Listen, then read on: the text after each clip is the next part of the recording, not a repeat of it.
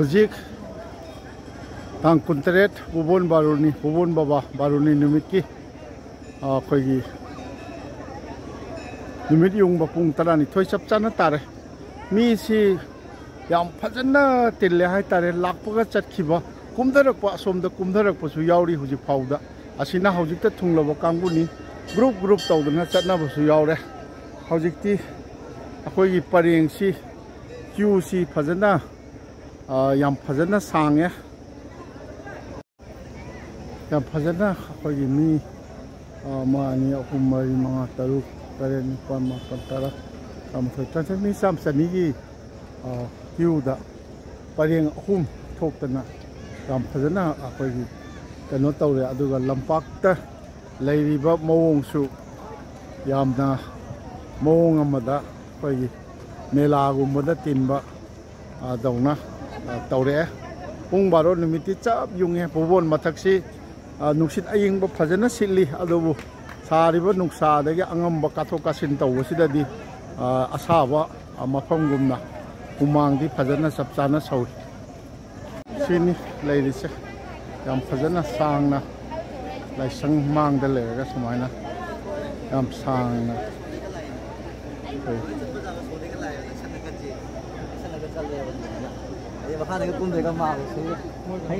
yam sange koi queue si phajana sangba haidu oira taroga lakpa su lemnadri si laiba khuding si koi gi masagi pukhri bubon makhada leiba bubon kunda sidagi isingna irujana rerga fising loina rakpa pungrau bu selasu khudai bu selasu nupi macha singdi yam phajana koi mekei gi lai gi fi machu seli aduga chumna tai atopa machu isam chamna setpaga su yawi adu yam phajana yengboda pungning nungsiningai oiba mawongda akoi tawi mayam ji wabagira karino akoi sera nungai na pothari mi ko je pothaje apni like khorma matunda ha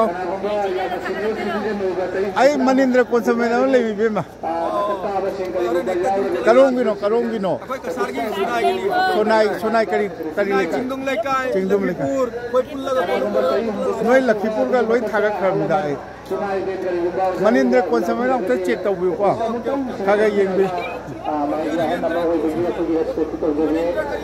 konsam lai khoromase yam phajana lai aduga hojik laisangi mathakta lai bapung baloga minute tara atare koigi phajana ami si adum yamba jani yamba habadi mana lakhiba chathiba tawraga oja thank you adune ada lakhiba chathiba tawdana ado hujik oiriba sumba phibam je masida tilliba mi sing asigi ahum marira kumba pung 10 makhai matungdadi 10 makhai adoi baudi mi se yam mamde ago 10 makhai 13 gi matungdedi mi si yam phajana mapung phana tille ado masi hojik phawda maron ani ahum di silam magani haina ai thajaje no sing akoi nupam sa akoi gi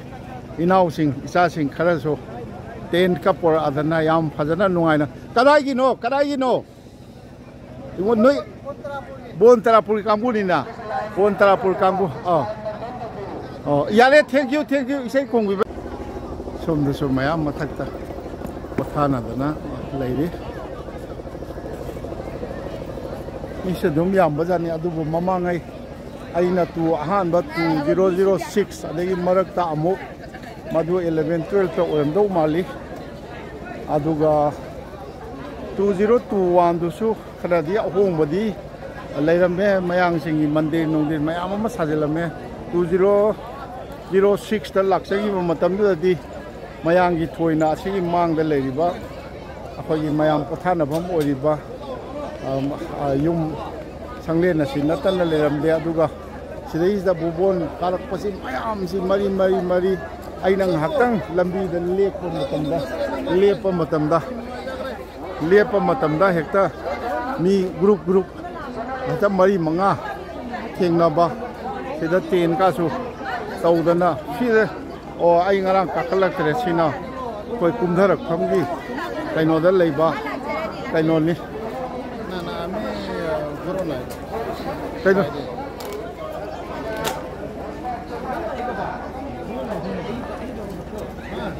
ที่มันซาสิลายพรมบอลลูนนะ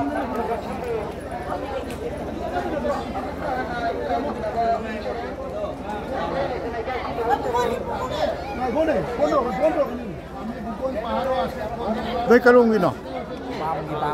บามกี่บามอะไรก็บามยำได้บามเตลิสิบะบามจะไอ้น่าเตลิสิบะละ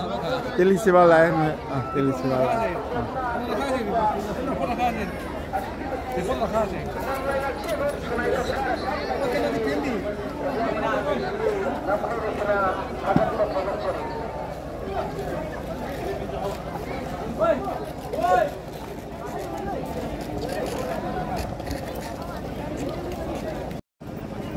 เขาจิกตัดทุ่งออกมาเลย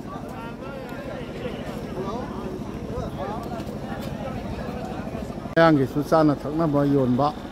ไม่ยังสิงปารียงนี้ที่จุมีอดุมจังนี้ไม่ได้อีเบมาสิงกาสู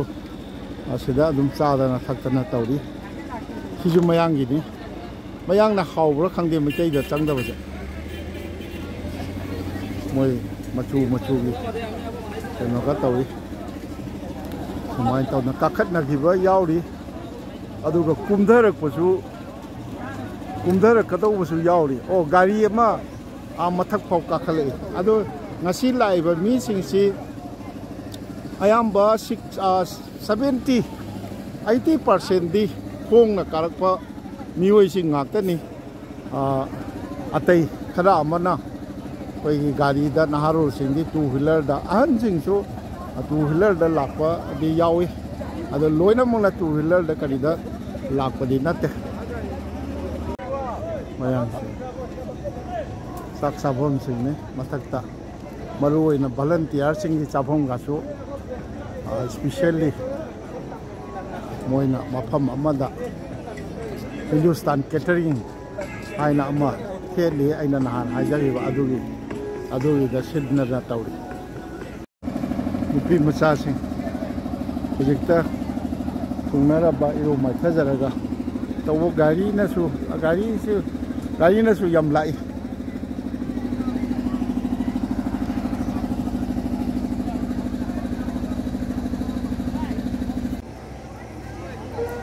มาตัวนี้นะ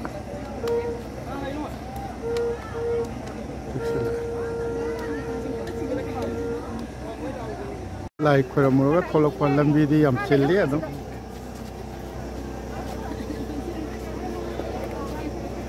นั่นน่ะบอกว่าคนอะไรบ้างบอกละโดนละมวยจับตัวละเดี๋ยวเราไม่รู้บอกตาเดือดลายคนนี้เกมบีจะเลยไอ้ก็มาก็บางทีน้ำก็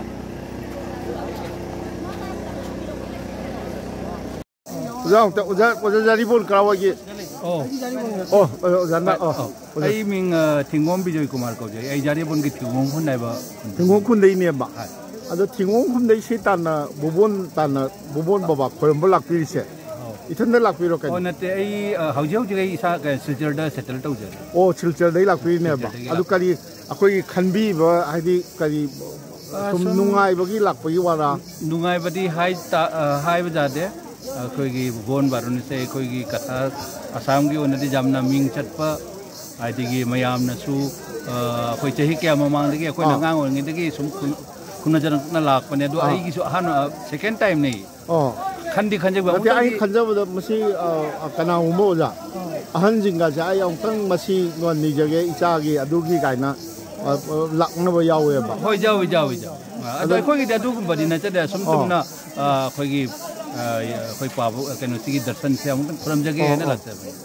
คุยว่าจะดีใครกินโน่ตราปูกิโร่ใครโน่ใครจะมามันจะที่เขาชุดท่าที่เสียมเด้อหลักนั่นใครอิจฉานุภาเกตัววะใครเสียที่จะกินจะเขาเลยชุดท่าตัว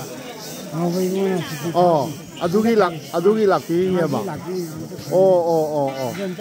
ai na haro ni ye summa oja ki di oja ka mai na damai ki roja oh nahan theng na de oja na kali dingbi ra ga lai no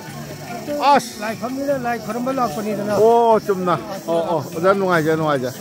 Jora khungi no ma theng nei kari ming ai ma ming ulen mitei kau je ulen mitei is ulen mitei yam nung siba ming ni da krishna ka kayum no ai je mutum ne ojana Jora khungi clip ma lo bi khi bdo ai yeng je ye du da khoi ek jorom dai kam du da ojana ma du ki du ma lo jawan bi rak tre adu de ki bazar hek theng khare abu budi bazar ki hek maya da ne ba phc ma khak le nate ado ba anyway akoi bubon ka rei sum nungai bagi ra natraga kari ninja ba di thoi do ko leite angang sing yauri ba ai gi angang sing pro yauri ado moi do amu ka ja dri bani na amta di bubon gi mahau je phangan ge khong na ka rei ra natraga khong na ka rak pani kadom dei kai moti na ai som de ge som moti no go de moti na rom de ko gi khong na mau cha china khara sammi ro kai no Samba se uja keno ni samba su oiram ba jae do som de am phok cha chadri do adu ga bubon gi mahau se uja sumaina war ga ka basin gi mahau si matungan ma hoi adu ma khak lo ga nungai je ulen mitei se yam nung siba ming ne khoi gi manipur da akhoi na yam nung mayang pai mayam na yam nung sinaba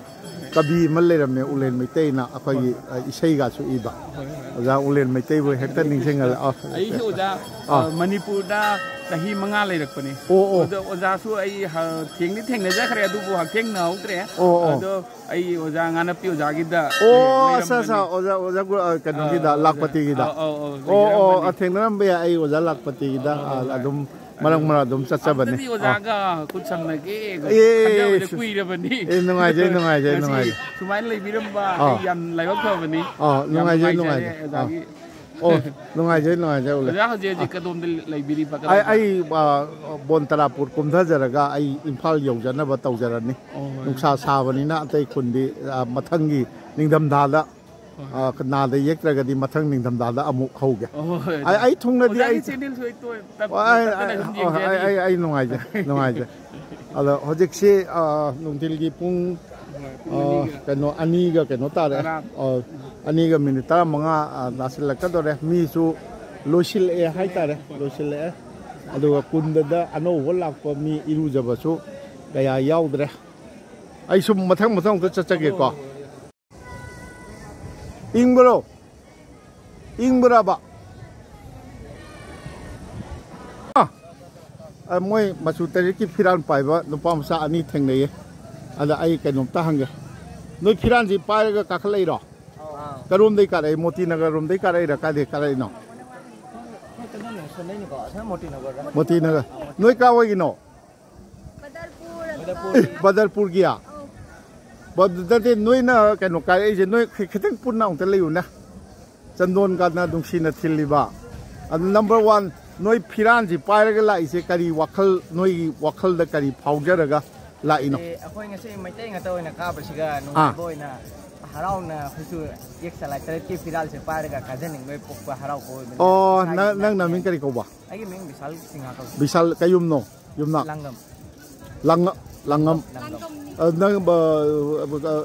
college tami bok school tami 12 tama ga pass tawraga to nang idi Aigi ming Sundar Singh. Yumnak Swahayun ne? Nak Sanasam Sundar Singh. Nang like tami bo? Class 9. Class 9. Nang yung gini boy la ko niya kayo ni boy. Noy ate tatukin no nang ina kariya. I mean ayun El Kumar Singh ko. El do kalino. Laisram.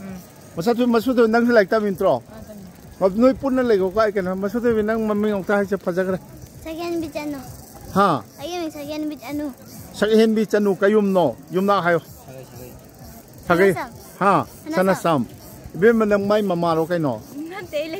Lagsabi ro imay ba ay lemin kaliming kawyang kayo. Ay ming alpana ka ilanggam alpana. Langaw ang mga noy Badarpur raja. Ay kay nung tahang gini noy punong talayo na. Noy na Badarpur dagi kay nung kara ise. Bubon kara ise. ꯀꯔꯤ ꯈꯜꯂ ꯁꯨꯝ ꯕꯣꯕꯣꯟ ꯍꯥꯏꯗꯨ ꯅꯨꯡꯉꯥꯏꯕꯩꯅꯦ ꯁꯣꯝꯗ ꯂꯦꯞꯄꯣꯕ ꯅꯨꯃꯤꯠ ꯃꯁꯥꯗ ꯃꯉꯥꯟꯁꯦ ꯁꯣꯝ ꯂꯥꯛꯑꯦ ꯅꯣꯏ ꯍꯌꯦꯡ ꯌꯦꯡꯕꯗ ꯅꯨꯡꯉꯥꯏꯔꯣ ꯅꯣꯏ ꯀꯔꯤ ꯈꯜꯂꯒ ꯀꯥꯔꯛꯏꯅꯣ ꯑꯗꯨꯝꯇ ꯍꯥꯏꯔꯝꯃꯨ ꯌꯥꯝ ꯁꯦꯡꯅ ꯁꯨꯝ ꯅꯨꯡꯉꯥꯏꯕꯒꯤ ꯅꯨꯄꯥ ꯃꯆꯥ ꯑꯣꯏꯕꯒꯤ ꯕꯣꯕꯣꯟ ꯍꯥꯏꯗꯣ ꯀꯥꯒꯦ ꯍꯥꯏꯅ ꯀꯥꯔꯛꯏꯕ꯭ꯔꯥ ꯑꯗ ꯅꯣꯏ ꯍꯥꯟꯅ ꯍꯥꯏꯌꯣ ꯑꯩꯈꯣꯏꯒꯤ ꯍꯥꯏꯕꯗꯤ ꯀꯥꯔꯛꯄꯁꯦ ꯃꯌꯥꯝꯁꯨ ꯆꯍꯤ ꯈꯨꯗꯤꯡꯒꯤ ꯀꯥꯟꯅꯩꯀꯣ ꯑꯩꯈꯣꯏ ꯃꯩꯇꯩꯒꯤꯅ ꯆꯍꯤ ꯈꯨꯗꯤꯡꯒꯤ ꯀꯥꯟꯅꯕꯁꯦ ꯑꯩꯈꯣꯏꯁꯨ ꯀꯥꯔꯛꯏ ꯑꯗꯨꯒ ꯍꯥꯏꯗꯤ ꯑꯅꯤꯡꯕ ꯂꯩꯕꯅ ꯈꯔ ꯃꯔꯛ ꯃꯔꯛꯇ ꯈꯣꯔꯝꯕ ꯅꯪꯒꯤ ꯅꯤꯡꯖꯕꯒ ꯂꯩꯕ꯭ꯔꯥꯕ ꯅꯤꯡꯖꯕ ꯍꯥꯏꯗꯤ ꯊꯕꯛ ꯆꯪꯉꯛꯇꯣꯏꯅ ꯈꯣꯠꯂꯛꯇꯣꯏꯅ ꯁꯨꯝ ꯈꯣꯔꯝꯕ ꯑꯣ ꯑꯗꯨꯒꯤ ꯅꯪ ꯊꯥꯖꯖꯕꯅꯦꯕ ꯊꯥꯖꯖꯕꯅ ꯈꯣꯔꯝꯕ ꯅꯪꯒꯤꯗꯤ ꯍꯥꯏꯌꯣ ꯅꯪꯒꯤ ꯆꯞ ꯃꯥꯟꯅꯩꯌꯥ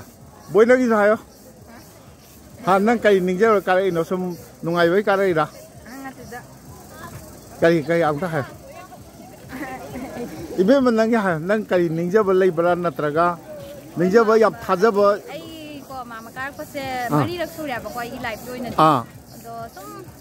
short hai na mahade se ninjaba umang lai se ko ai gi hadi ko ai se mai phak suya ba ko. Amna ninjaba duna ai se wa ba kaim khang dia ba ko karak pa se.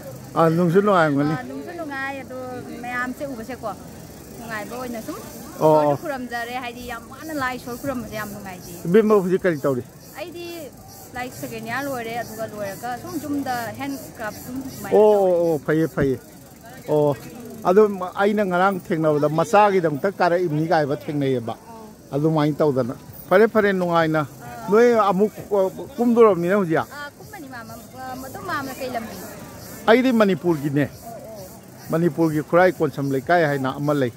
Imphal gi ko. Ai Manindra konsam mai na lei bani.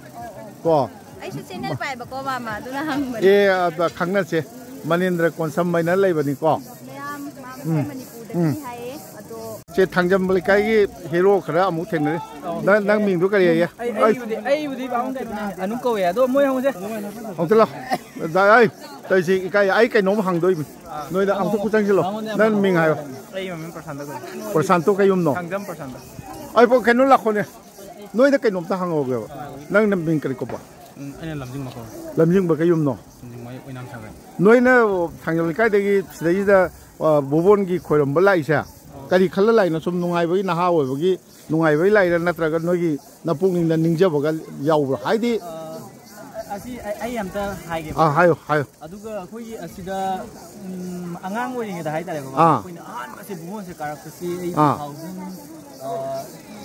2013 gi je ka gi ne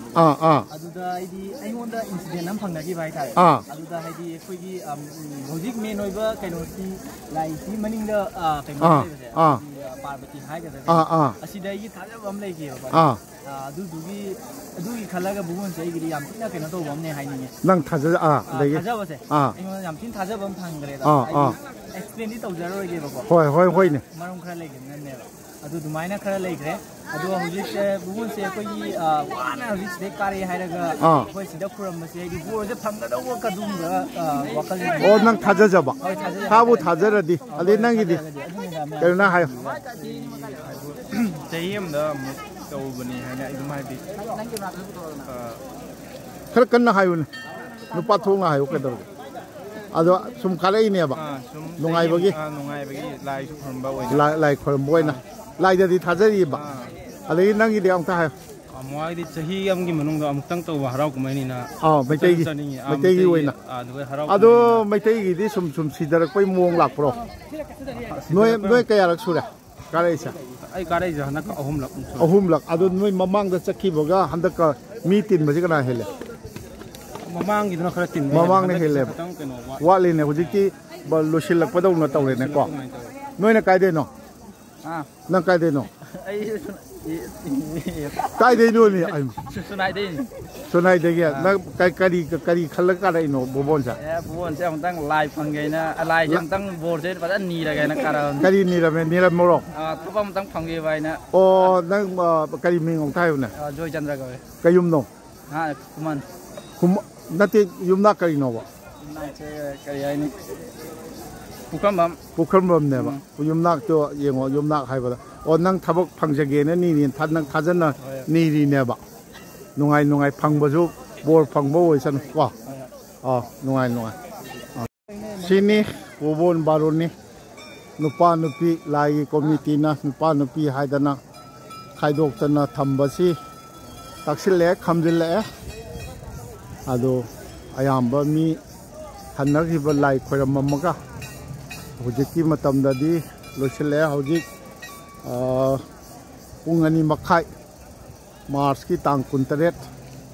20 akogi inkum jali singani kun mangagi baru numit bubon baru ni sirdia handak ki sibo mi kamai tawi namuk chai de handak na khare hele ha nahamuk ti akoi kuki landuna tau khare oh ado yami ha je mamangai dong na di yamdre ne ko yamdre ba ado handak ti lak pase koi somda gari chatpa jabagi city ma lei basina lamaga kunghiba lama kunghiba oh aduna sida mi pun mi di khak lak pajani na oh no I know Chakiba, the Bobon Bawa Shrine, founded under the auspicious of Raja Krishna Chandra, Dwajan Narayan, Hanshu Haiba, Kasari Ningtoni, Apagi Maitai, Maidingu, Apagi Maitai Ningtong, Modu Chandra Machanupi, Indru Pavaloba, Indru Pavagi influence Tagi, Apagi Ma, Hindu, Changbani Haibasima, Yamayak Singaba. Apagi kanoni wari leibana mana sarambani adugi matamdagi akoigi Manipur da chanarakpagum maitai singna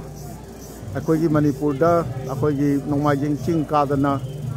Mahadeva khoiramba kaidobasi akoigi Kirtaniya kangbu singna hodolakpani haibasi gi khui larik thengnajai akoigi pamhaibani tawgi haktakta madugi matau tamdana maitai singna madudagi hauraktana Chatnabi amoina lakpadu lamdam masongi akoigi barak tampakta leiriba maitai singna ngasi lai committee gi akoi volunteer ka che adum sure silchar gi kari gi bon tarapur gi sonai gi ahai barak valley gi mafam gi mi sure hai tare adum ai tawdna tawi maitai oina lakpadu maitai gi si ipang pangsil laktare ma koigi kano singna mayang singina tat moigi lachangdagi karidagi de yum kaidagi pajaba sajal laktana kaidawdana tawe adumai tawe ba inaw di kari lamgi ai chingdongi oh chingdong ai si jum akoi jum der amuk lamdra gari gi jam leiba jum oh asa oh nate kari gi nungai bagi laira natra lai khurumdri bro oh doi lakpu kuidri bro oh iru jara karai mina no khong karai der gari der lairo gari de kadi ka kanadre gari kadi wabdo sahim dam tok wabdo aduna phayeba oh gari kabdi hayin yu kabjai hoine chumra lami phajri ka jayeba adubu aina haijaning badi hauji lambi gari gi lambi leiramnina committee na matung dadi ahal manjing na ju lakchaba yana na ba transportation gi yam afaba akan ba gari amma ani gi arrange paisa du di ma adu chake di paisa di long tare da adum ba khara chilan janingi masi ma ai amuk lakpada jum na gari jam lai khulena chingdong la hoi isa gi jumni nungai je inaw ming du ai ming Thawan kayum no Thoksom Thawan ai nei sing jare ning anga ki jago sa hoi chingdong yam nungai bado hoi do mi khadang ga tara chu hoi yam nungai na leibado tamu du bai na du lebi dini ai nungai je aja sini akoi gi bobon kano se akoi mitai gi su khara lingjen mana dana akoi gi mitai gi ni haiba mafam ma phajana sapsana kannam ba sigi laisang ji jo akoina thado kharaga moi gi amu moina mahut silaga amuk tawdoi ne ba aduni adumai tawdana silon chin tawraga dc dagi permit ka lawraga tawbagi phibam da leimane ado masi akoi gi su sapsana mafam ma ko akoi gi sadhu sing maitai thole ai sadhu amaga ngarang nungdang thengnajai akoi gi nilmani nate nilamani nataba atopa nanaoina madi tonga na swaide leyena sumai tawdana moina ga leina ba akoi gi tongan ba sangamaka sabi basi darkar leibra koi mayam changdana haibadi madoida akoi gi kanaba kanadaba nate maitai gi manaba lingjen maitai gi lingjen manaba gi kano do asiga kaningba akoina kaningba diha tawrasu mitai do mangrane ba mani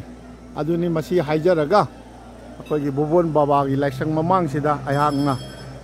ngarang tang kunturuki numidang wairamdagi bobon baba gi darshan amadi masai da darshan tawbinaba lakpiba yam nungsi ba thengnai ai icha gi masa phananabani gaina angang yam anaba puraga lakpaga ngarang mai chu mamkhraba adu mai tawdana tawbani adu kaya magi ningjaba thabak inghangi karigi ngasai akoigi lai committee da lupa lishing humudra katpira mi gaidu mana kayumma ma nijaruraga thungibagumba ama soidana oiramgani adu mai tawdana hojik loisile aduna aina hojik tamuju khangmani di aku juga gari pura kapa jaya ba hoi gari pura kara gadi nungai ta ba hoi ujung tu gari mem le ba le hoi ne ui ni gari num le ni gari pura ka jaya gari pura kap so nungai be hen dia ba ade mau ta kong na kap nungai mani wa ba to sahi na mutum war kana phai kadang lake imung angang singap angang pura mulai moi mayam do like from sangri bra namu khang ni jum da lag badna aduni namna jam nungai na nungai le na hoi nungai na lebiu mathang amu unasi aduna aina ngarang tang kunturuk tagi laksaraga bubon baruni gi kasar lamdamda manipur gi mapanda leiriba bubon baba gi mafam jida maitai singna haudana maikai dagi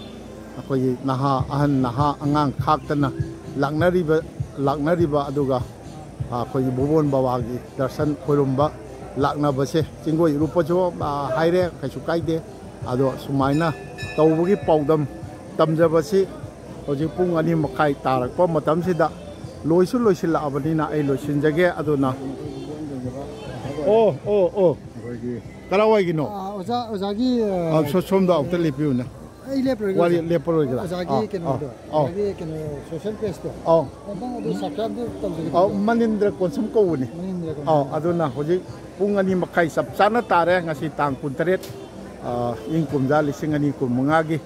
ngasi jikari numino ai numi pu kaure sagol se numit kogi bubon baruni da lakcharaga kwagi mafamda paudam jabasi matang aswaida ai losinjage ado tabiriba yengbiriba kwai punamaki mafamda mahok sagu sanathongi manindra konsam ai hakna noluk seri aloisile asi khata ngaire atai hengalakpadi la aroi haina thaje